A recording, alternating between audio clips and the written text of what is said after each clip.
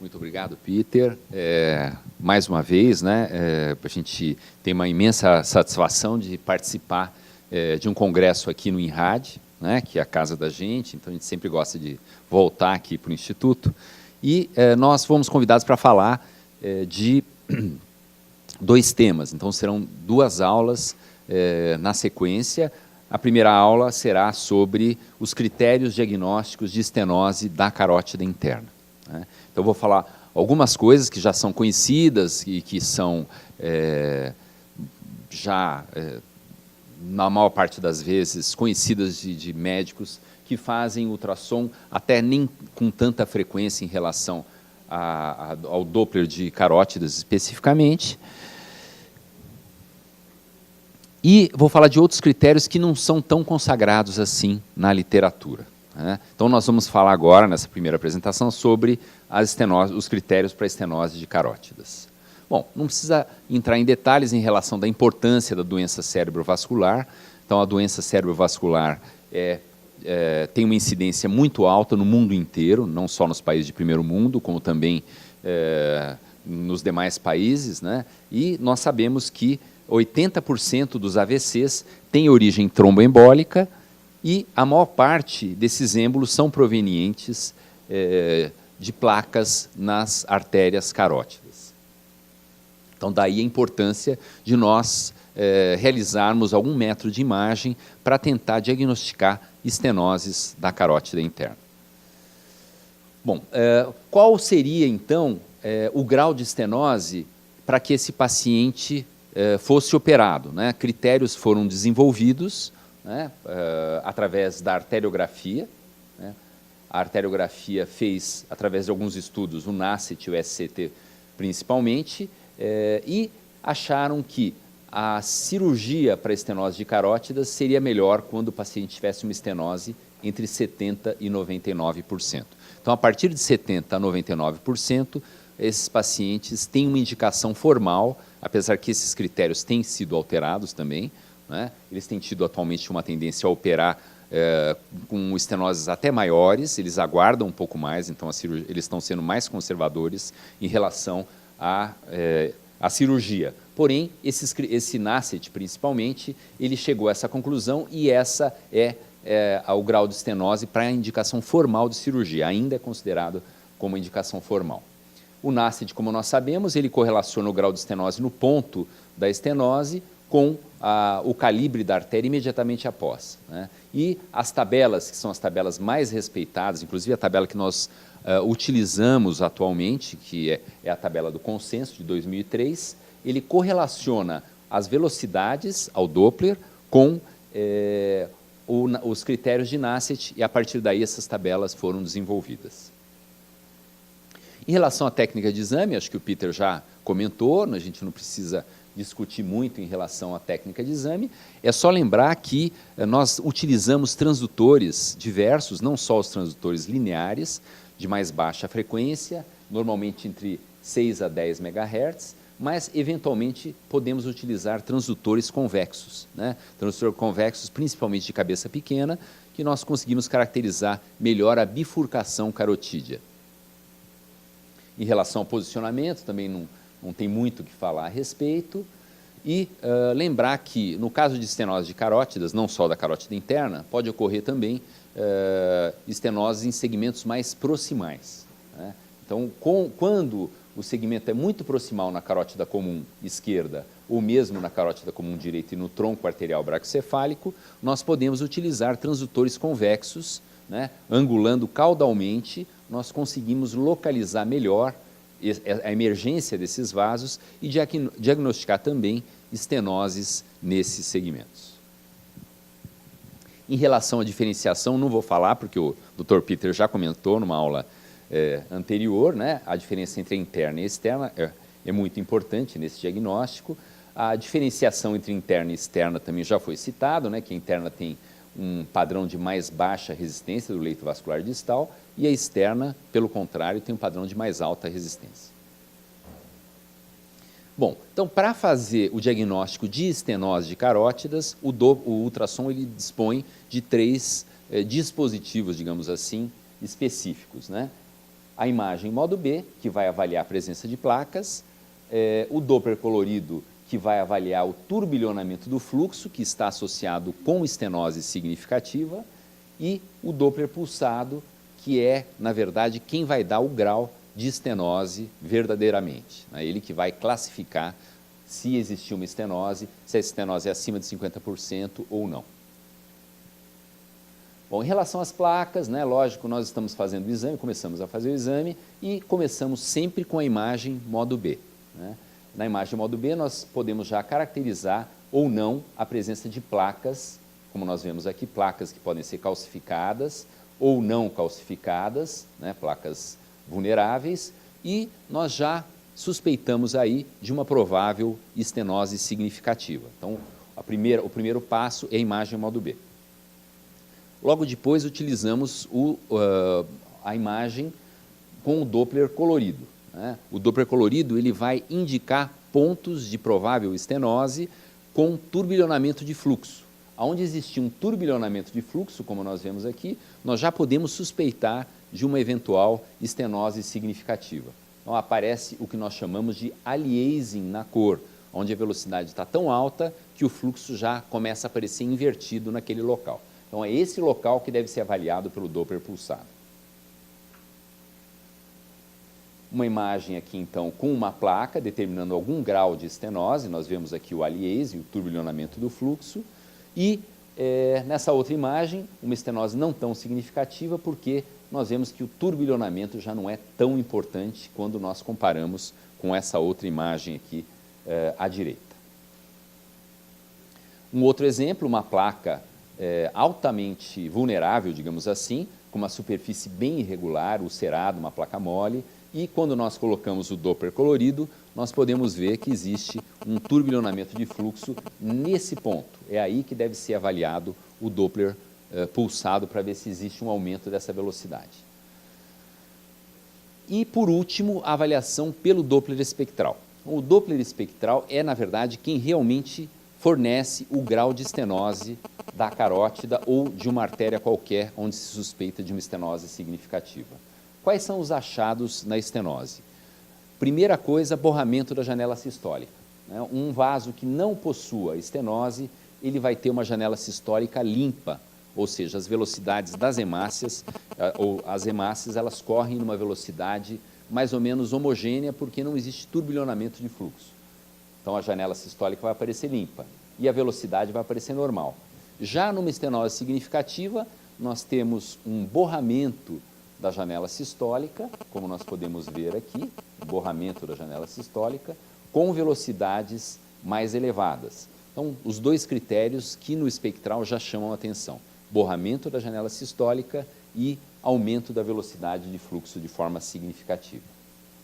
Como nós podemos ver nesse caso, então, o paciente possuía uma estenose acima de 70%, né, com um pico sistólico de 320 centímetros por segundo, que já é uma velocidade bem alta, e uma diástole também muito elevada, acima de 140 centímetros por segundo. Esse é um outro critério que o consenso não... ele utiliza, mas assim, já o critério de Washington, né, do Strandness, ele já utilizava essa diástole final acima de 140, que nós podemos dizer que é uma estenose entre 80% e 99%, ou seja, ela já está indo mais para próximo da estenose crítica, né? Nós vamos falar sobre isso. Em relação ao ângulo, né, só para lembrar vocês que, em decorrência da fórmula Doppler, né, do cosseno zero aqui, que está contido nessa fórmula, nós devemos colocar ou regular o ângulo com um ângulo entre 0 e 60 graus. Quanto mais próximo do zero, mais correta será a medida, desde que esse ângulo esteja paralelo à parede do vaso. Nesse caso, nós vemos que o ângulo não está paralelo e a medida vai sair errada, né? Comparando as duas medidas, quando nós posicionamos de forma correta, nós vemos que a velocidade aparece com um valor muito maior. Em relação ao turbilhonamento, que eu falei para vocês, né, o aliasing na cor, e lembrar que o ângulo ele tem que ser regulado paralelo à parede do vaso, mas na verdade, se existir uma placa aqui que desvia o fluxo, o ângulo tem que seguir o trajeto do fluxo e não propriamente da parede externa do vaso, ou seja, ele vai seguir o sentido, ele tem que ser regulado em relação à parede interna do vaso. Se tiver uma placa, ele vai ter que seguir o sentido da placa, que é o que acontece aqui. Ele não está propriamente paralelo à parede, ele está paralelo ao aliasing, aqui é o sentido do fluxo. Lembrar de regular adequadamente, então, esse ângulo. Bom, aqui mostrando toda a evolução da avaliação da estenose, nós podemos ver na primeira imagem à direita um vaso bem calcificado, com uma placa significativa, o Doppler colorido mostrando um turbilhonamento significativo do fluxo, evidenciando uma provável estenose significativa. No Doppler espectral, nós vemos uma velocidade aqui de 223 centímetros por segundo, ou seja, está no limite para uma estenose acima de 70%. Mas nós devemos lembrar de regular o ângulo, como eu falei para vocês, de forma que a velocidade seja a mais correta possível. Nessa outra imagem, nós tentamos acertar o ângulo, nós vemos que a velocidade já aumentou um pouco, foi para 230 centímetros por segundo. E nessa outra imagem aqui, nós tentamos avaliar com o ângulo no sentido do fluxo de forma mais adequada e a velocidade se mostrou maior ainda, 290 centímetros por segundo. Para lembrar o quanto é importante nós posicionarmos o ângulo de forma correta, paralela à parede do vaso. No final das contas, nós sabemos que quanto maior a velocidade de fluxo dentro do vaso, provavelmente maior será a estenose na maioria das vezes, exceto nas estenoses perto da oclusão. Quando ocorre essas estenoses perto da oclusão, ou seja, quando as velocidades começam a reduzir, numa estenose muito importante, quando o grau de estenose é de 95% ou mais da luz do vaso. A partir daí, a velocidade já começa a reduzir. Existem inúmeras tabelas, como nós sabemos, né, que foram desenvolvidas com o tempo, né, mas a tabela que ainda é a mais utilizada é a tabela do consenso de 2003. Existem alguns outros trabalhos que foram feitos depois disso, mas essa tabela ainda é uma tabela muito respeitada e muito utilizada, né? De forma resumida, essa tabela ela divide as estenoses em estenoses abaixo de 50% em relação à velocidade de pico sistólico e em relação à relação da velocidade de pico sistólico entre a carótida interna e a artéria carótida comum, né? Então, estenoses abaixo de 50%, entre 50% e 69% e acima de 70%. Então, são só 3 faixas de classificação de estenose nessa tabela. Quais são os critérios que nós utilizamos, então, para avaliar a estenose de uma artéria, não só da carótida interna? Então, em primeiro lugar, o pico de velocidade sistólica. E, em segundo lugar, a relação da velocidade de pico sistólico. Qual é o critério mais importante? Porque, eventualmente, pode ocorrer uma dissociação. A relação pode não estar alterada, ainda não chegou a alterar a relação, e a velocidade pode já estar um pouco alterada, um pouco mais elevada. Qual dos 2 critérios nós devemos levar mais em consideração? A velocidade de pico sistólico. Então, os trabalhos mostraram que a velocidade de pico sistólico é o principal critério para se avaliar a estenose significativa, né, para a gente classificar realmente como uma estenose significativa. Porém, a relação da velocidade de pico sistólico, ela tem um valor, é referido isso já no trabalho do consenso, quando as velocidades na artéria carótida comum forem muito baixas ou muito altas. Aí sim é importante, porque nós sabemos que acima de 125 centímetros por segundo é uma estenose significativa. Mas se na carótida comum já existir uma velocidade de 130 por conta de um aumento do débito cardíaco, obviamente que 135 na carótida interna vai ser um valor normal. Por isso, nós utilizamos a relação nessas velocidades aumentadas na comum. Uma velocidade muito alta, não existe um valor na literatura, mas, em geral, velocidades próximas de 125 centímetros por segundo, a relação já deve ser utilizada. E velocidades abaixo de 40 ou 30 centímetros por segundo, a relação também deve ser utilizada. E aonde medir? Isso é muito importante. Nós devemos medir no ponto de maior velocidade na carótida interna, né?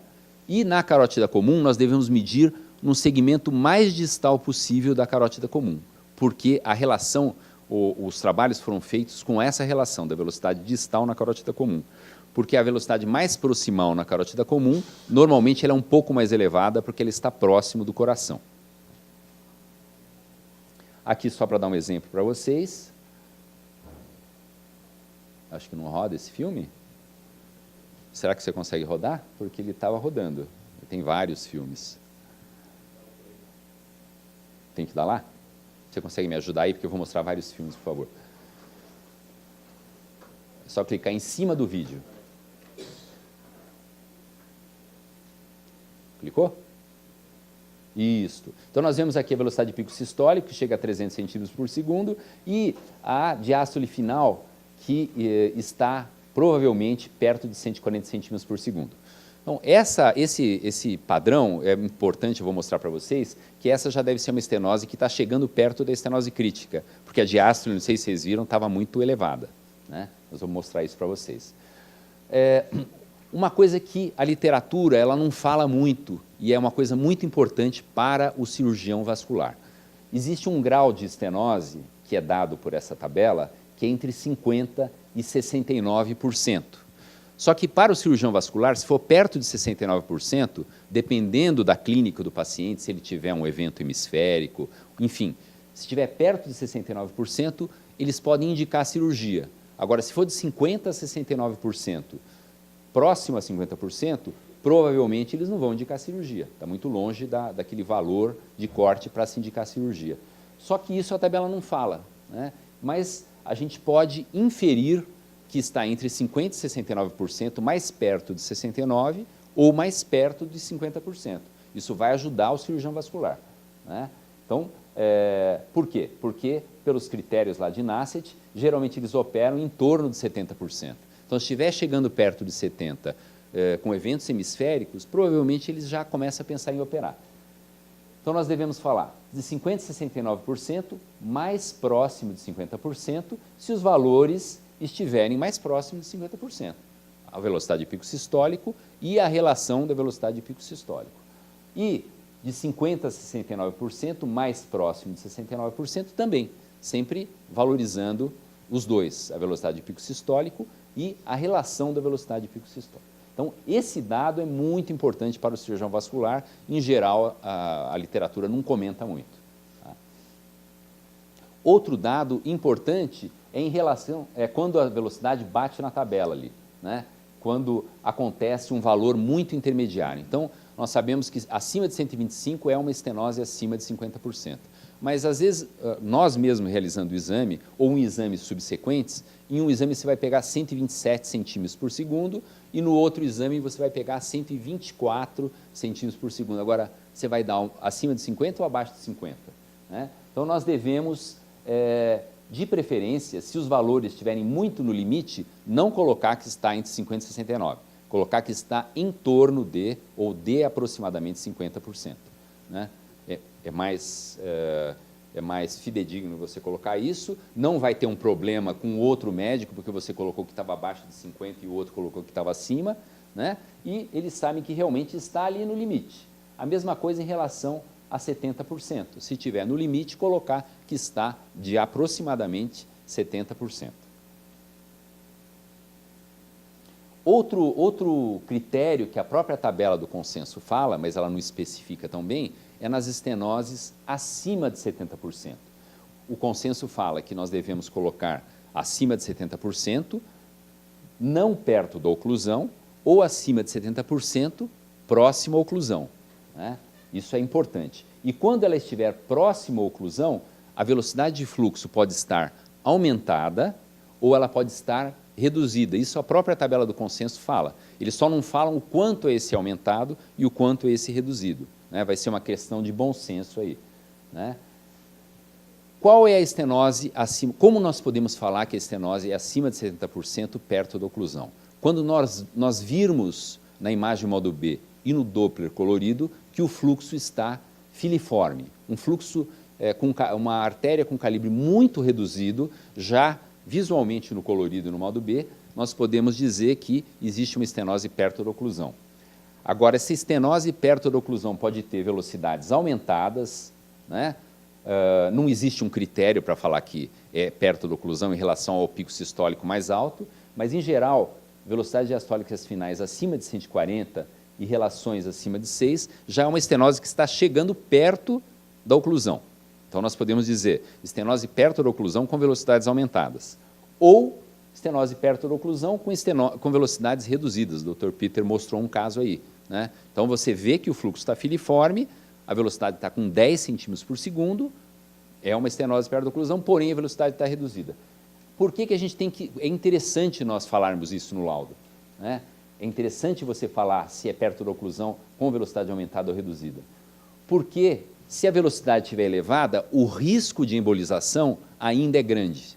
Então, esse pode ser um fator de indicação da cirurgia, né? Não é só isso que vai influenciar o cirurgião vascular. Mas esse é um dado a mais. Ele fala, poxa, o paciente teve um AVC, ele tem uma estenose, tudo bem, está perto da oclusão, daqui a pouco oclui, mas a velocidade está muito alta. Então, provavelmente, ele vai operar esse paciente, tem uma possibilidade de ele operar por conta do risco de embolização. Ou é esse outro caso aqui, a velocidade, o fluxo é filiforme, quer dizer, é uma estenose perto da oclusão, a velocidade está abaixo de 10 centímetros por segundo, ou seja, está quase parando o fluxo ali, a possibilidade de embolizar é muito pequena, né? Então, nesse caso, juntando tudo, provavelmente o cirurgião vascular fala assim, eu não vou operar porque não tem risco de embolizar, vai ocluir daqui a pouco, deixa desse jeito. Então, é importante descrever isso no laudo, né, quando nós formos concluir o laudo. E aqui, uma pseudoclusão, uma estenose perto da oclusão, com o sinal do barbante pela angiotomografia. Um outro dado que nós devemos colocar no laudo, quando existe estenose acima de 50%, é se a bifurcação carotídea é uma bifurcação muito alta, né? Se a bifurcação estiver no ângulo da mandíbula ou acima do ângulo da mandíbula, provavelmente eles mudem o procedimento cirúrgico ou existe uma possibilidade de eles fazerem um procedimento endovascular por conta da dificuldade do acesso na estenose. Mas só relatar se a estenose for acima de 50%, senão não precisa ficar perdendo tempo e, enfim, enchendo o laudo lá, complementando, por uma coisa que não tem importância, né? Chamar atenção para uma coisa que não tem importância.